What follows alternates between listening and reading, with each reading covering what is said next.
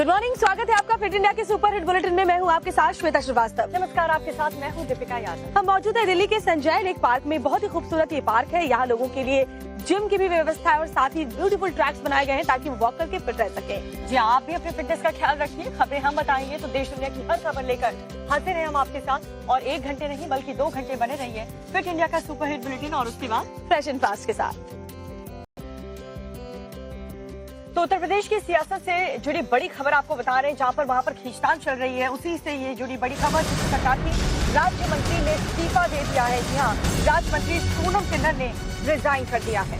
अधिकारियों के रवैये से परेशान होकर रिजाइन दिया है राज्य मंत्री सोनम किन्नर ने। एक बड़ा कदम उठाया, उन्होंने अपने पद से इस्तीफा दिया। सोनम के इस कदम से हड़कंप मच गया है।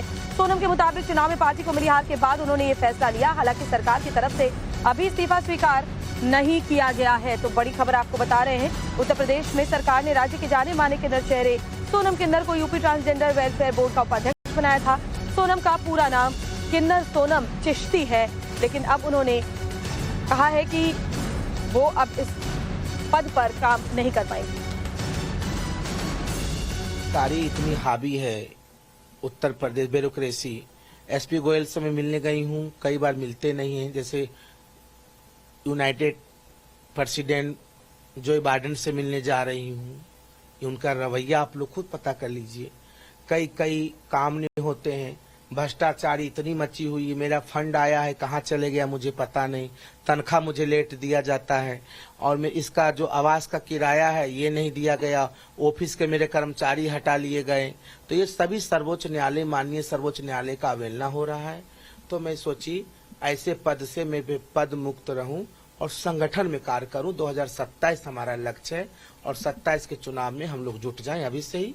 तो इसलिए मैं संगठन में काम करने का मन बनाया। हम सभी जानते हैं कि क्या स्थिति चल रही है। मैं ज्यादा कुछ इस पे बयान देना नहीं चाहूंगी। और जब लोग तैयार हैं, जनता तैयार है, तो मैं समझती हूँ कुछ भी संभव है। वहाँ अभी और इस्तीफे होंगे, ये तो शुरुआत है। वहाँ किसी की कोई नहीं सुन रहा है। और बीजेपी के लोग जब से परिणाम उत्तर प्रदेश में आया लोकसभा का चुनाव का, तब से लगातार घबरा गए हैं और एक दूसरे पे आरोप प्रत्यारोप में लगे हैं। उनका आंतरिक मामला है, उसके लिए हमारे अध्यक्ष जी ने कह दिया लाओ सरकार बनाओ। तो उत्तर प्रदेश की सियासत में देखिए नूरा कुश्ती जारी है, खींचतान जारी है। और अखिलेश ने पहले ऑफर वाला तीर छोड़ा, अब उस पर पलटवार भी हुआ है। ऐसा पलटवार किया उत्तर प्रदेश के उप मुख्यमंत्री केशव प्रसाद मौर्य ने। जी केशव प्रसाद मौर्य ने अखिलेश यादव के मॉनसून ऑफर को मुंगेरी लाल के सपने करार दिया है। आप भी सुनिए।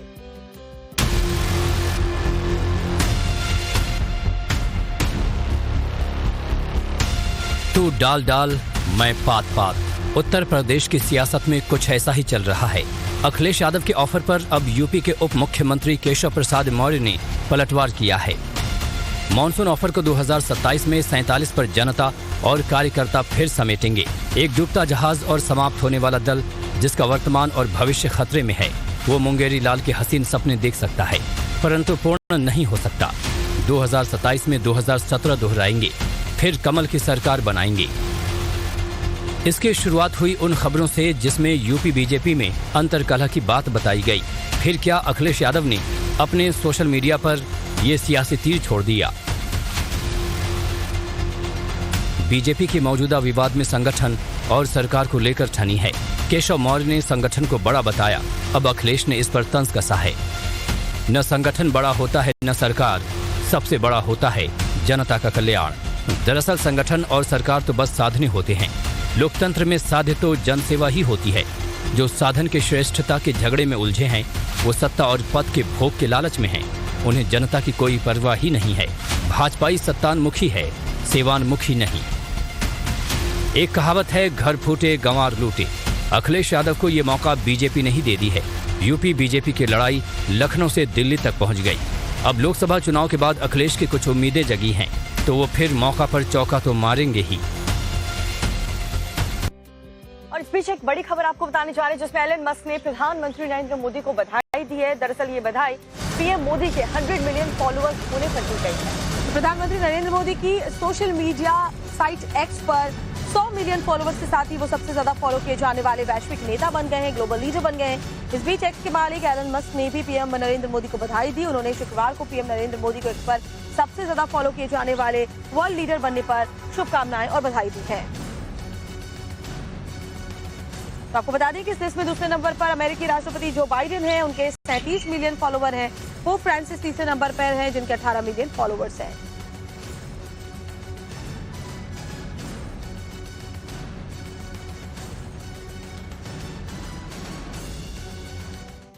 अब बात बीजेपी के फायर ब्रांड नेता असम के मुख्यमंत्री हिमंत बिस्वा शर्मा की, जिनके कई बार उनके बयानों पर विवाद हो जाता है। इस बार उन्होंने फिर से एक ऐसा बयान दिया है मुस्लिम आबादी को लेकर। जी हाँ, उन्होंने सीएम हिमंता का दावा है कि 2051 तक असम मुस्लिम बहुल राज्य बन जाएगा। आखिर हिमंता ने ऐसा दावा क्यों किया है और इस पर विपक्ष का क्या रिएक्शन आया है, देखिए इस रिपोर्ट में। मुस्लिम आबादी पर हिमंता का नया बयान, फिर मच गया सियासी घमासान। एक बार फिर असम के मुख्यमंत्री हिमंता बिस्वा शर्मा ने असम के मुस्लिम आबादी पर ऐसा कुछ कह दिया कि वो चर्चा का विषय बन गया है। उन्होंने शुक्रवार को दावा किया कि असम राज्य में मुस्लिम आबादी हर 10 साल में करीब 30% बढ़ रही है और 2051 तक वो बहुसंख्यक हो जाएंगे।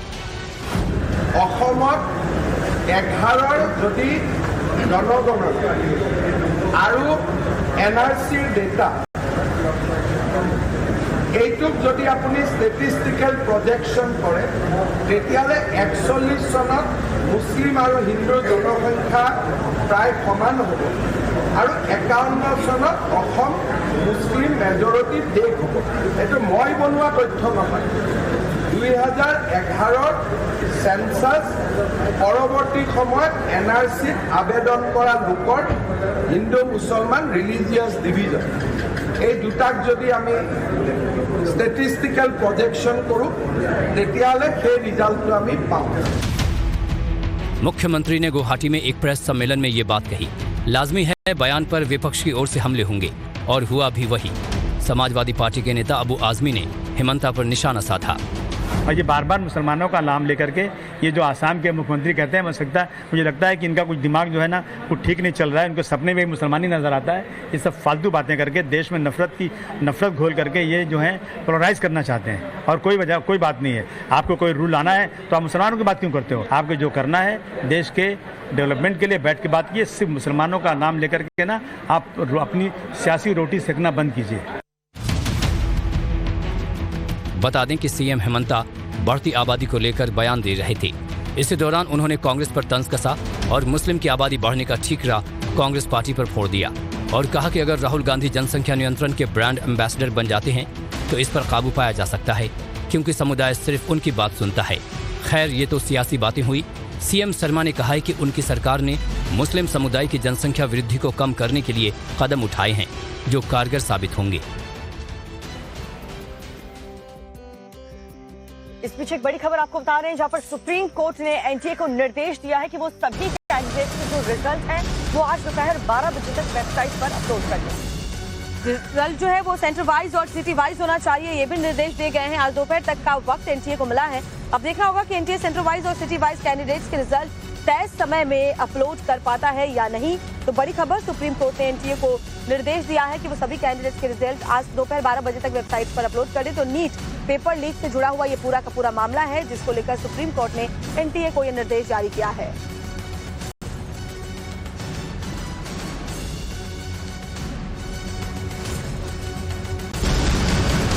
और एक बड़ी खबर इस वक्त जम्मू से आ रही है। सेना प्रमुख जनरल उपेंद्र द्विवेदी आज जम्मू के दौरे पर जा रहे हैं। जनरल द्विवेदी जम्मू में सुरक्षा व्यवस्था का जायजा लेंगे। पद संभालने के बाद जनरल द्विवेदी दूसरी बार जम्मू जा रहे हैं। आतंकी हमलों के बाद जम्मू जाना काफी अहम है उनका। सेना के अधिकारियों से जम्मू की सुरक्षा का जायजा लेने के लिए खुद वहां पर मौजूद होंगे और जो बड़ी बैठक होने वाली है इसमें पुलिस के तमाम बड़े अधिकारी भी उनके साथ मौजूद रह सकते हैं। तो ये बड़ी खबर आपको बता रहे हैं, जहां सेना प्रमुख जनरल उपेंद्र द्विवेदी आज जम्मू के दौरे पर जाने वाले हैं। दरअसल जम्मू में पिछले कुछ दिनों में लगातार आतंकी हमले हुए हैं सेना को टारगेट करके, और उसके बाद ये उनका दौरा कई मायनों में बेहद अहम है। ये दूसरी बार है जब पद संभालने के बाद वो जम्मू जा रहे हैं और आतंकी हमलों के बाद जम्मू जाना, एक बड़ी बैठक में उन्हें हिस्सा लेना है जिसमें कई बड़े अधिकारी भी मौजूद रहेंगे। गुजरात से आपको बताते हैं, जहां बाढ़ ने लोगों की हाल खराब कर रखी है। और पोरबंदर की बात करें तो इतनी बारिश हुई है कि इस शहर की सूरत तक बदल गई है। जी हाँ, हर दिन ऐसे वीडियोस जो है वहाँ से वायरल हो रहे हैं। आपको दिखाते हैं इस रिपोर्ट में अभी मौजूदा हालात पोरबंदर में क्या है।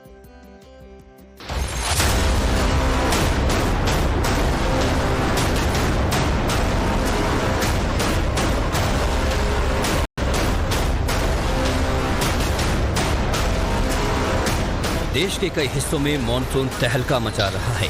आसमान से ऐसी आफत बरसी है कि लोगों का जीना मुहाल हो रखा है। नदी नाले उफान पर हैं, लिहाजा बाढ़ का संकट खड़ा हो गया है। हर तरफ जल प्रलय जैसे हालात हैं। घरों में पानी, बाजार में पानी, हर तरफ मॉनसून की मनमानी चल रही है। गांव से लेकर शहर तक जल भराव का संकट देखने को मिल रहा है। रेलवे स्टेशन, बस अड्डे, खेत खलिहान, सब जगह पानी का कब्जा है। गुजरात से बाढ़ बारिश की जो तस्वीरें सामने आ रही हैं वो डराने वाली हैं। पोरबंदर में मानसून की बारिश तबाही मचा रही है। बाढ़ का रौद्र रूप देखने को मिल रहा है।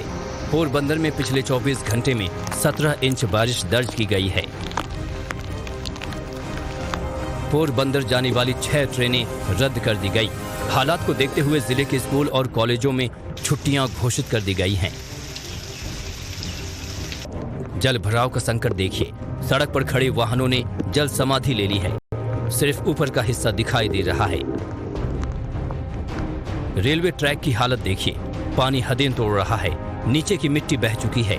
जहां तक नजर जा रही है सिर्फ पानी ही पानी दिखाई दे रहा है।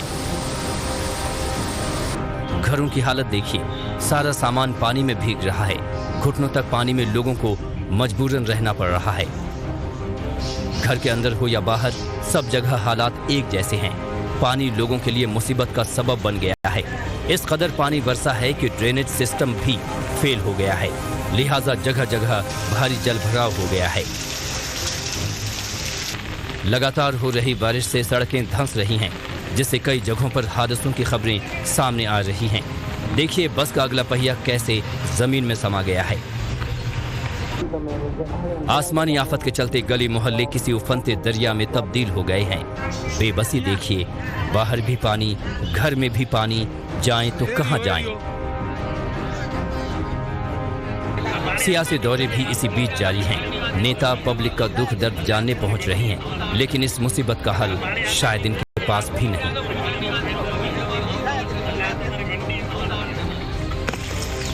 कई जगहों पर पेड़ गिरने की खबरें सामने आई हैं।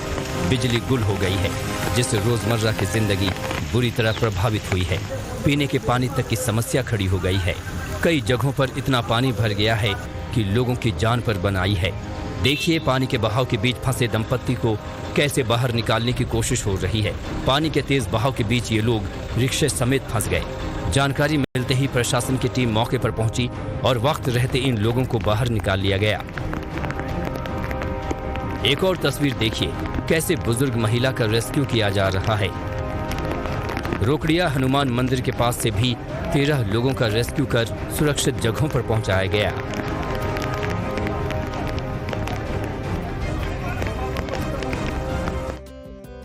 तो उत्तर से लेकर के दक्षिण तक सैलाब ही सैलाब नजर आ रहा है। मध्य प्रदेश के मैदानी इलाकों की बात करें या फिर पहाड़ी इलाकों की, हर तरफ कुदरत कहर दिखा रहा है। मध्य प्रदेश और तेलंगाना में कैसे हालात बने हुए हैं आपको दिखा देते हैं इस रिपोर्ट के जरिए। आधा हिंदुस्तान बाढ़ बारिश की त्रासदी का सामना कर रहा है। कुदरती आफत के सामने सिर्फ बेबसी और लाचारी दिखाई दे रही है। मानसून की बारिश ने ऐसा तांडव मचाया कि जिंदगी पटरी से उतर गई है। मध्य प्रदेश से जो तस्वीरें सामने आ रही हैं वो हैरान परेशान करने वाली हैं।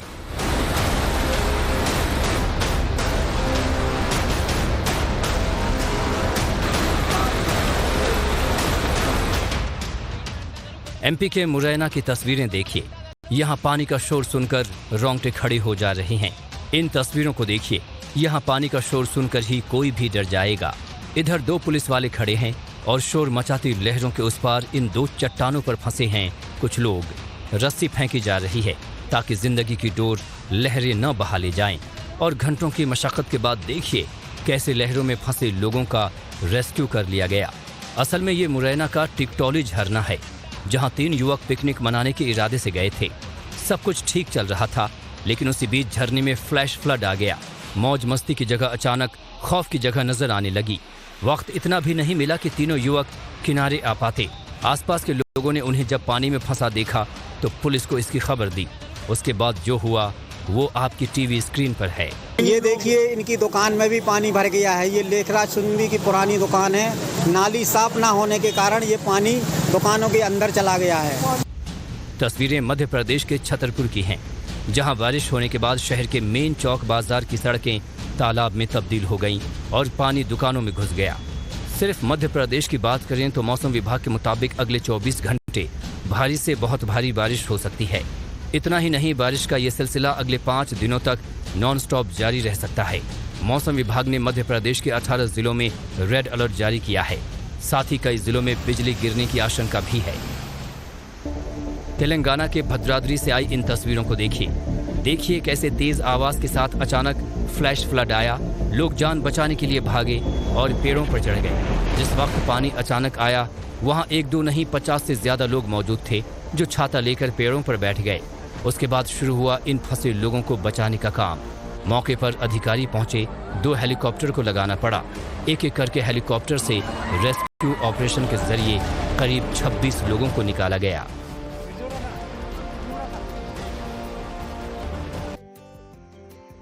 खबर बिहार के भागलपुर से आपको बताते हैं, जहां एक महिला का अपने प्रेमी के घर के बाहर हाई वोल्टेज ड्रामा देखने को मिला। इस महिला ने अपनी नस यहां पर काट ली। इस महिला ने आरोप क्या लगाया है, साथ ही क्या सबूत पेश किए हैं, दिखाते हैं आपको इस रिपोर्ट में। बिहार के भागलपुर में प्रेम प्रसंग का एक हैरान करने वाला मामला सामने आया है। यहाँ एक महिला अपने प्रेमी के घर के बाहर जाकर धरने पर बैठ गई।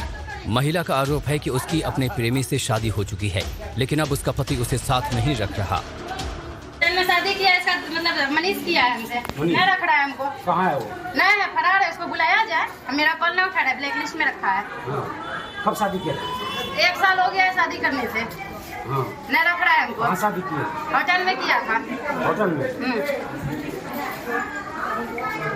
कितना दिन से फरार है? अभी जस्ट घर से फरार है। वैसे घर में रहता है, मतलब घर वाला सब जाता है कोर्ट, और अभी बोल रहा है कि घर में ना हिस्सा में है। ये कौन तरीका हुआ? अभी घर में हिस्सा खत्म हो गया उसका घर हम जहाँ जाएंगे वही लाएंगे। हाँ, महिला को जब अपने प्रेमी के दूसरी शादी करने की भनक लगी तो वो धरना देने प्रेमी के घर पहुंच गई। काफी देर तक हाई वोल्टेज ड्रामा चलता रहा। मौके पर आसपास रहने वालों का तांता लग गया। आप किसी घर में ऐसे नहीं घुस सकते। ऐसे कैसे हम घुसेंगे? जब हम इधर की बहू है, हम घुसेंगे घर पर। घर की बहू कैसे है? बन गए। इसके बाद मामले की जानकारी मिलने पर महिला पुलिस मौके पर पहुंची। धरने पर बैठी महिला को जब पुलिस ने हटने के लिए कहा तो उसने अपने हाथ की नस काट ली। मौके पर हड़कंप मच गया। आनन फानन में पुलिस ने महिला के हाथ पर कपड़ा बांधने की कोशिश की, लेकिन महिला जिद पर अड़ी रही। इसके बाद महिला दारोगा ने युवती को बालों से पकड़कर घसीटा और उसे अपने साथ ले गई।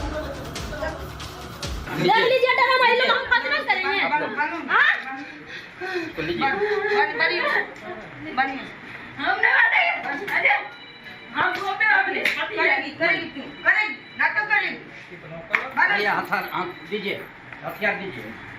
मोबाइल उठाइए मेरा। मोबाइल उठाइए। चलो हॉस्पिटल चलो।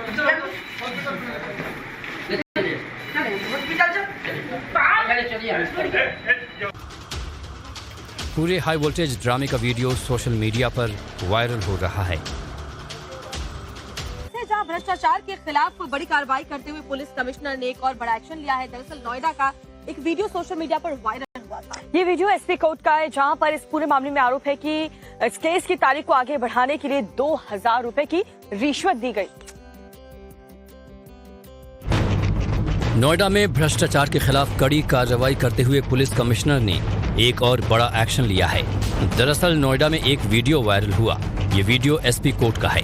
इस मामले में आरोप है कि मुहर्रिर ने केस की तारीख को आगे बढ़ाने के लिए 2000 रुपए की रिश्वत ली।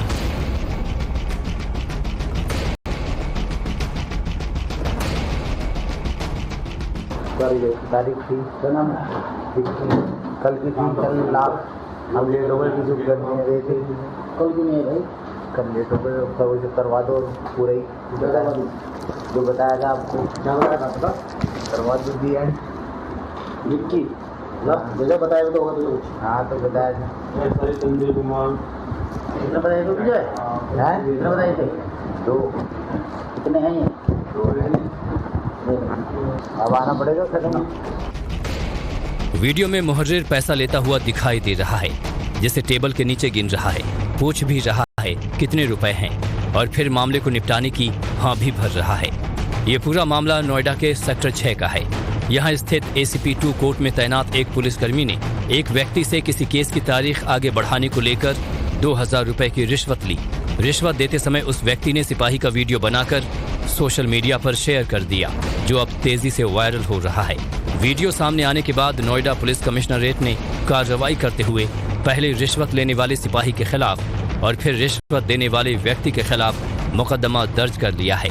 इसके बाद पुलिस सिपाही और रिश्वत देने वाले व्यक्ति दोनों को गिरफ्तार कर लिया गया। आपको दिखाते हैं जहां पर जेल से छूटने के बाद हुड़दंग मचाने और भोकाली जुलूस निकालने पर पुलिस ने आरोपी रिंकू राजपूत और उसके साथियों के खिलाफ बड़ा एक्शन लिया है। जी हाँ, ये आरोपी जैसे ही जेल से रिहा हुआ और उसके बाद उसने जो जुलूस निकाला और जिसका वीडियो अब सामने आया है, उसके बाद पुलिस ने रिंकू राजपूत समेत उसके 20 ऐसे सपोर्टर्स हैं जिन्हें गिरफ्तार कर लिया है और कई गाड़ियों को भी सीज कर लिया है।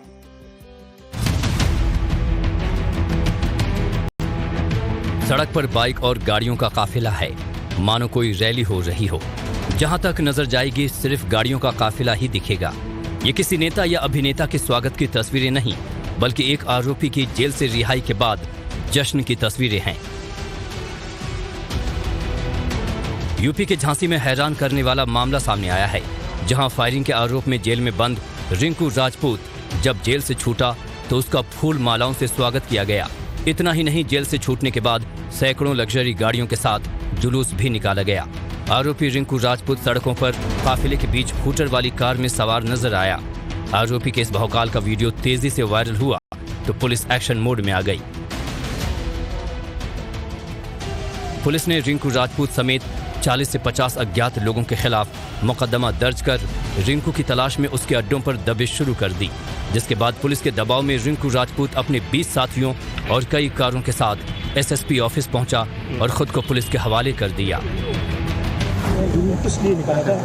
नहीं सर, हम तो जेल से रिहा हुए और हमारे बस मित्रगढ़ हमको लुभाने आ गए तो गाँव गए बस, और हम SSP के सामने पेश हुए आज।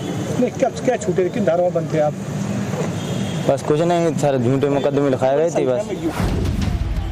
पुलिस ने सभी को गिरफ्तार कर लिया है और सड़कों पर नियमों को तोड़कर शोशाबाजी में इस्तेमाल की गई गाड़ियों और बाइक्स को सीज कर दिया है।